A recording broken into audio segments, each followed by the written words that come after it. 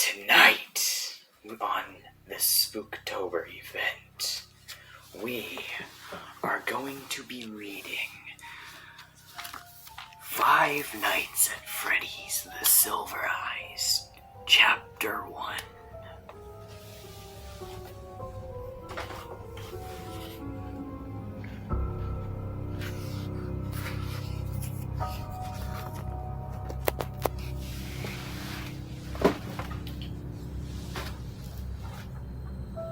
Let's get the scenery in the background.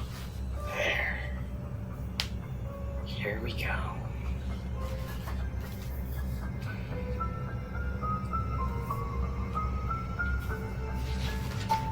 Chapter 1. Actually, you know what? Why don't we use the actual chapter book version of this?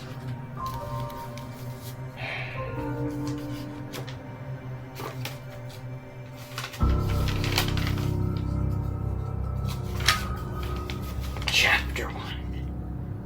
He sees me. Charlie dropped to her hands and knees.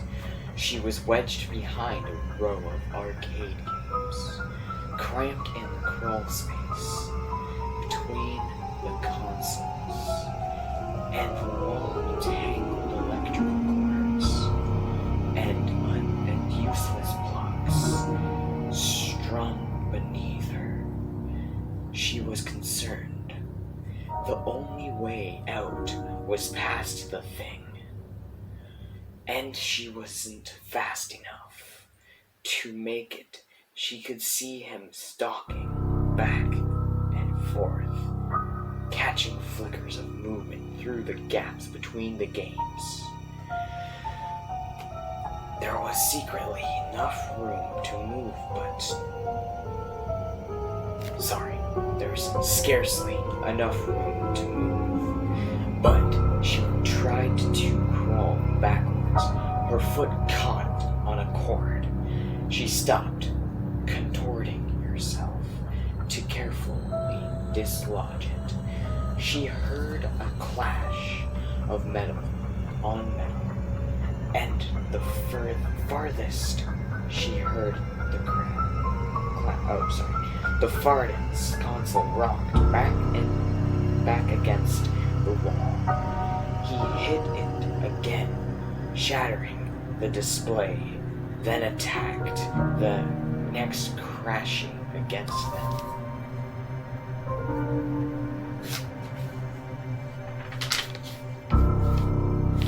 Almost automatically tearing through the machinery, coming closer. I have to get out. I have to. The panicked thoughts was of no help. There was no way out. Her arm ached, and she wanted to sob aloud. Blood soaked through the tattered bandage, and it seemed as though she could feel it draining out of her. The console a few feet crashed against the wall, and Charlie flinched. He was getting closer. She could hear the grinding of gears and the clicking of servos, even louder. Eyes closed, she could still see that way he looked at her. See the matted fur and the exposed metal beneath the synthetic flesh. Suddenly, the console in front of her was wrenched away. It toppled over, thrown down like a toy. The power cords beneath her hands and knees were yanked away.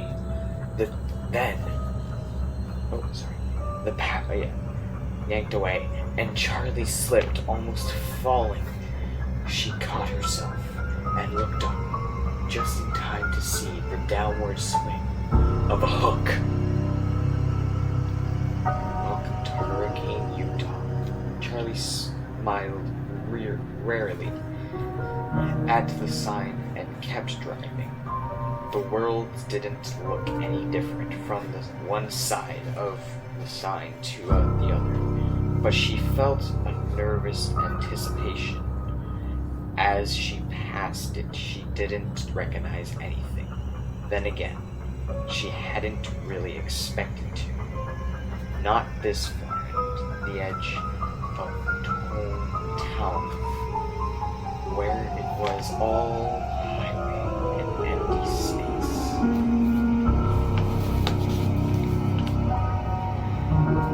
She wondered what the others would look like, who they were. No, now, 10 years ago, they'd been best friends, and then it happened, and everything ended, at least for Charlie. She had written all the time as kids, especially Marla, who wrote like she talked fast and incoherent, but as they got older, they had grown apart. The letters had grown fewer and further between, and the conversations leading up to this trip had been perfunctory and full of awkward pauses. Charlie repeated their names as though to reassure herself that she still remembered them. Marla, Jessica, Lamar, Carlton, John, and Michael. Michael was the reason for this trip. After all, it was 10 years since he died, 10 years since it happened, and now his parents wanted them all together for the dedication ceremony. They wanted all his old friends there. When they announced a scholarship they were creating in his name, Charlie knew it was a good thing to do, but the gathering still felt slightly macabre. She shivered and turned down the air conditioner, even though she knew it was not cold. As she drove into the town center, Charlie began to recognize things. A few stores in the movie theater, which was now advertising the summer's blockbuster hit. She felt a brief moment of surprise, then smiled at herself. What did you expect? That the whole place would be unchanged? A monument to the moment of your departure, frozen forever in July 1985. Well, that was exactly what she had expected. She looked at her watch. Still a few hours to kill before they all met up. She thought about going to the movie, but she knew what she really wanted to do. Charlie made a left turn and headed out of town. 10 minutes later, she pulled to a stop and got out. The house loomed up before her, its dark outline, a wound in the bright blue sky. Charlie leaned back against the car, slightly dizzy. She took a moment to steady herself with deep breaths.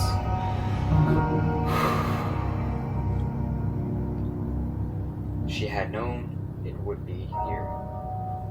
An illicit look through her aunt's bank books a few years before had told her that mortgage was paid off. That the mortgage was paid off, and that Aunt Jen was still paying property taxes. It had only been 10 years. There was no reason it should have changed at all.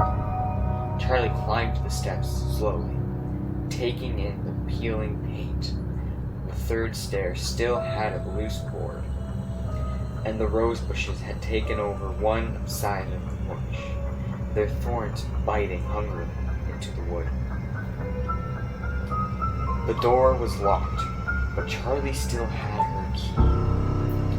She had never actually used it, as she took it from around her neck and slid it into the lock. She remembered her father putting its chain around her neck in case you ever need it. Will she need it? Well, she needed it now. The door opened easily, and Charlie looked around. She didn't remember much about the first couple of years here. She had been only 3 years old, and all the memories had faded together in the blur of the child's grief and loss of not understanding why her mother had to go away, clinging to her father every moment, not trusting the world around her unless he was there, unless she was holding tightly to him, burying herself in his flannel shirts, and the smell of grease and hot metal and him. The stairs stretched straight up in front of her, but she did not move directly to them.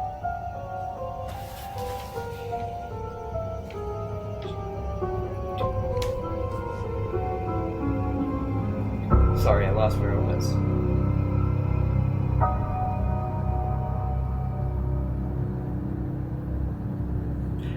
Right there, directly to them. Instead, she went into the living room, where all the furniture was still in place.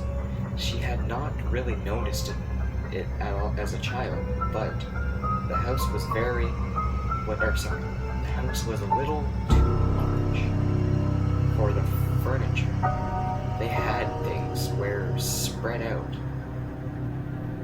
too widely.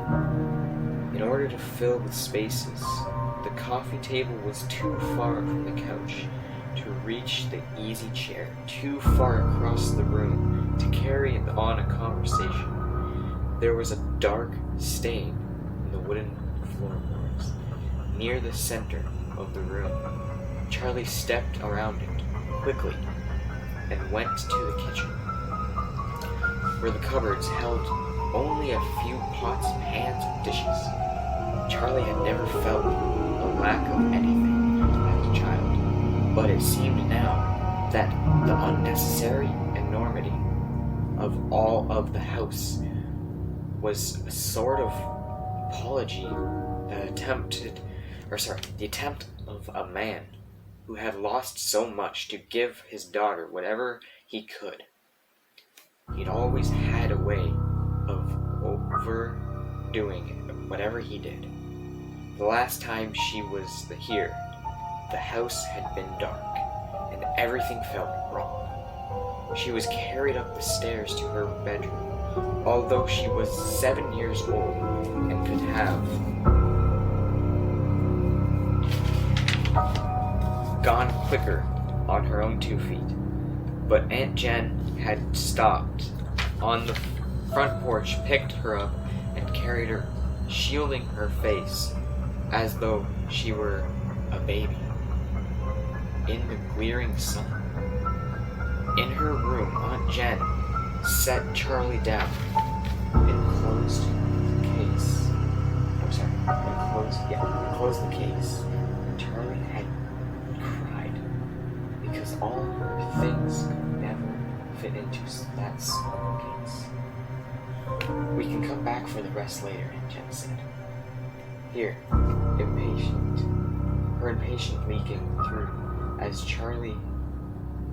her impatience leaking through as Charlie hovered indecisively at her dresser, trying to decide which t-shirts to bring along. They had never come back for the rest.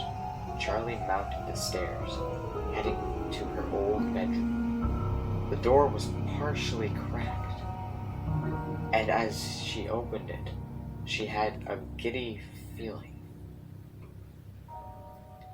of displacement, as through her younger self might have been sitting there wait among her toys, might look up and ask, Charlie,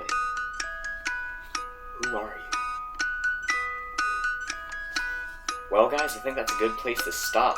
There's still more to this chapter, but